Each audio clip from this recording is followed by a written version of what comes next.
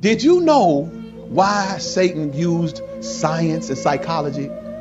Because before we had science and psychology, we called everything spiritual.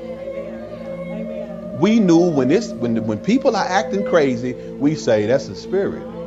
A spirit done got hold of that boy. Somebody done put a root on him. See, that's what we used to say. But because that's what we used to say, we understood if it's a spiritual problem, there must be a spiritual answer. Right? So instead of us going to get pills to sedate the flesh, to trying to control the behavior, we understood the Bible said that this stuff you got to cast out.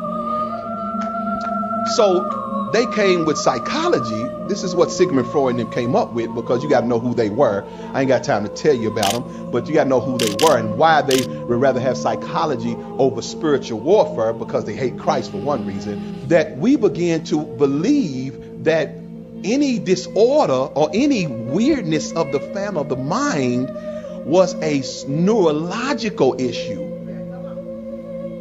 Meaning we believe that you can fix it with manipulating the flesh. You got what I'm saying? So instead of us saying they got a devil, we say you chemically imbalanced. If I'm chemically imbalanced, then that means you need to introduce chemicals to balance me.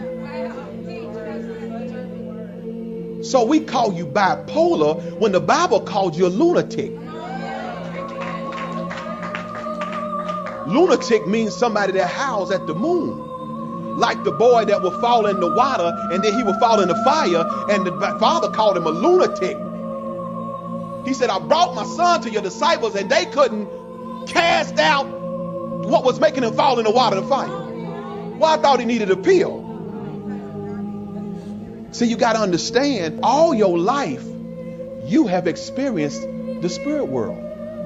But because they told you that what you were seeing when you were asleep was just the subconscious working out the things of the day or the greens you ate, you didn't know them beings in them dreams that's attacking you are demons dressed up. You didn't know that. You didn't know that woman keep coming having sex with you in that dream, or that man just keep having sex with you. When you first had that dream, what did your friends tell you that was? They said it was a wet dream. You look forward to them. But you didn't know that those were spirits sent to you. And at that time, you probably didn't have enough sin in your life. So those are spirits that came from your people. Now, if you understood that most of the stuff you seeing in your dream is part of the attack, then you would know how to fight. You will be ready for that. What are dreams all about? Can y'all understand? What are ungodly dreams? Not godly dreams. Ungodly dreams. Ungodly dreams are about manipulation. Manipulating you to transgress in that world, because it's going to manifest in this world. See, I found out years ago that part of the problem with church was they were trying to explain to me sin without the ability to fight it, because I didn't know how I was getting fought. I didn't know what I was fighting. So what are demons? Disembodied spirits. So they need your body. That's their infatuation with you. They want to act their will, their personality, like spirits of lust and spirits of murder want to murder spirits, but they can't fulfill it. This is how demons work. A demon of lust still wants to lust. A demon of sex, fornication, still want to fornicate. A demon of murder still want to murder. A demon of death still want to kill. Their desires don't change, but they can't fulfill it because they don't have this body. So that's why they're attracted to your body. And when they get in your body, what do? Carry out their lust. They know that man is ignorant about this body. So Satan has all throughout history, he's put out hooks. He's put out hooks to do what?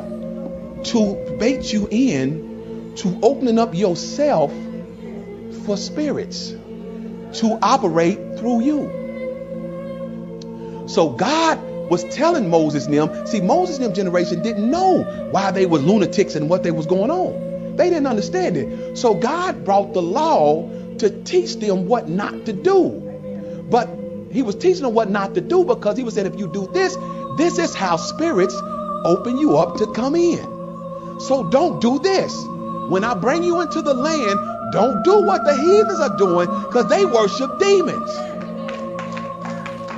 And worshiping of demons is to be possessed by them. So this is what drugs do. This is what illicit sex or fornication is doing. It's opening up people to be possessed. Then after you come down out of your stupor or your high, you'll find that you have an urge that you didn't have before. You have a strong urge that it wasn't there before. So when you pour out oblations or drink offerings to spirits, you open up yourself as an invitation. When you eat things sacrificed to idols. So God was teaching his people about what I do. The problem is they were so low spiritually that he had to give it to them to the point that it was like baby food. They couldn't really get it. So Christ came along and graduated them. Christ started talking about, listen, I'm not going to talk to you in no dark sayings right now. I ain't going to talk to you about the law. I'm going to tell you about what the intent of your heart is. This is why it's so hard for me to teach me, because I'm trying to get you to see another world. It's hard for you to see that world because you at odds with God. God's trying to show you, but you're too tuned in to this world. And that's your problem. So in order to, so that's why I said to be a disciple, you got to learn to what? Fast, deny yourself so you can tune out, so you can see that. But Satan, his job is to keep you from tuning out by putting everything in this world to stimulate this flesh so you stay tuned in. So he give you drugs, he give you drink, he give you weed, he give you sex, he just tempt you with all this stuff. Why? Tune in. He give you the phone where you constantly texting, you tuned in. That's why you don't know what's going on in that world. But that world is where you're fighting at. Yeah, I've been at this for over 40 years, working with psychiatrists, studying the voices that schizophrenics hear, that the psychiatric mafia insists are hallucinations. And they're not. Once you really start looking into them, they run very specific, very predictable patterns, and something like 23 of them. And I can go down them real quickly. They're, anybody working in the field can see this for themselves. They don't need any highfalutin lab equipment or where they psychiatry. It wasn't psychiatry who came up with the chemical imbalance garbage. That was Eli Lilly back in the 70s when they came up with the chemical imbalance theory, because they had no explanation for what the voices were or what caused them. They had no idea. They still have no idea. But so they keep from looking like fools. They had to make up some cause. So they started with mothers. They blamed it on mothers. Then they blamed it on genetics, and they couldn't find anything on genetics. They couldn't find anything with mothers. So they came up with this chemical imbalance theory. And look at this. In order to disprove it, you need labs. You need big labs. You need experienced people and all this stuff. So they came up with it's a chemical imbalance in the brain. They just made it up out of nowhere.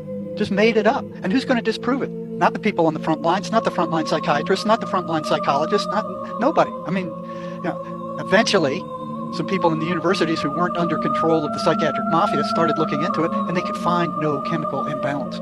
Matter of fact, they don't even know what the chemical balance of the brain is or should be. They just made this up out of thin air just to make it look like they had some explanation for what schizophrenia is. They've done no studies on it whatsoever. If you were to study the voices, you'd find out that they're consistently negative. They're insulting, they're abusive, they're destructive. They're anti-religious. They don't like the Bible. They don't like preachers. They don't like the 23rd Psalm. They cringe at the 23rd Psalm. They want nothing to do with religion or spirituality. They foster and create negative emotion. That's the reason why they're constantly saying rotten things to these people. You're no good. You're ugly. You're stupid. Nobody loves you. Just, you're a drag on everybody. Why don't you just kill yourself? They want to create that negative emotion. That's what they feed off of. And people who hear voices, once they're attacked by them, if they notice, they'll see that their energy level drops to nothing after they're being attacked by these voices. And it's consistent. The voices come, their energy level drops to nothing. And they don't pay attention to it. It's like, oh yeah, they're so horrible. They don't notice that their energy is gone after these things leave. But they know that they didn't use that energy. So where did it go? If they didn't use it, where did it go? There's a one-to-one correspondence between these voices showing up and their energy vanishing. It's these things take it. They have to turn their emotional energy negative before they can take it, because that's what they survive on, that negative emotional energy.